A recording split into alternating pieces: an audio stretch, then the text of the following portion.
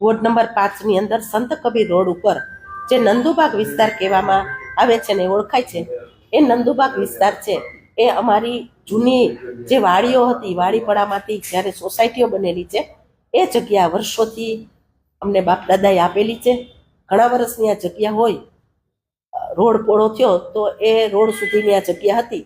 જ્યારે સરકારે માપણી કરી તો એટલી જગ્યા ખાલી કરી અને અમે પાડવાની પણ ત્યારે વર્ષો પહેલા મંજૂરી આપી દીધી હતી. અત્યારે જે કાંઈ છે એ અમારા બાપ દાદાએ અમને આપેલી જગ્યામાં કર્યું છે બાંધકામ. એમાં 1 પણ ફૂટ કે અડધો પણ ફૂટ સરકારની કોઈ જગ્યા દબાવેલી નથી. અને જે કાંઈ બાંધકામ છે એ આપ તમે પણ જોઈ શકો છો. આજ તમે પણ ત્યાં ગયા હતા. હું એક મેયર છું, તો મેયર તરીકે હું પણ મારા 55 વારના સૂચિતના મકાનમાં હું રહું છું. મેં રાજકોટની અંદર પણ અનલીગલી બાંધકામમાં ક્યાંય પણ મેં નોટિસ આપેલી નથી. એટલે સંત કબીર રોડ ઉપરનું બાંધકામમાં જે જગ્યા છે એ અમારી વારસાઈ આપેલી જગ્યા, એમાં અમે બાંધકામ કરેલું છે. પ્રક્રિયાની અંદર ચાલુ છે અત્યારે.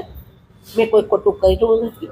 મૂળ જગ્યા છે એ અમારા વર્ષોથી બધાને, આજુબાજુના વિસ્તારવાળાને પણ ખબર છે. આપ તમે ત્યાં પૂછીને પણ આવેલા છો.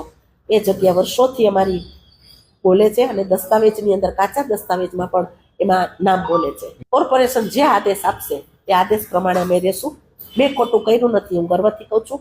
આ એક મોટો પરિવાર છે, આપણો પોતાનો પરિવાર હોય એમાં પણ ક્યાંક મન દુઃખ મત દુઃખ જે કાંઈ હોય, હું તો મોટા મનથી રહેવાવાળી છું.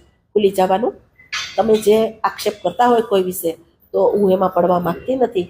પણ આ જગ્યા છે એ મૂળ અમારી છે, પોતાની જગ્યા છે અને એમાં બાંધકામ કર્યું છે. પણ કોર્પોરેશન જે આદેશ આપશે એ આદેશ પ્રમાણે કામ કરશું. આ એ પ્રક્રિયા ચાલુ છે. મારા ઘરના બેંકની અંદર સર્વિસ કરે છે. કોઈ અનલીગલી ખોટું કામ કરીને મેં આ બાંધકામ કર્યું નથી. લોન લઈને આ બાંધકામ મેં કરેલું છે.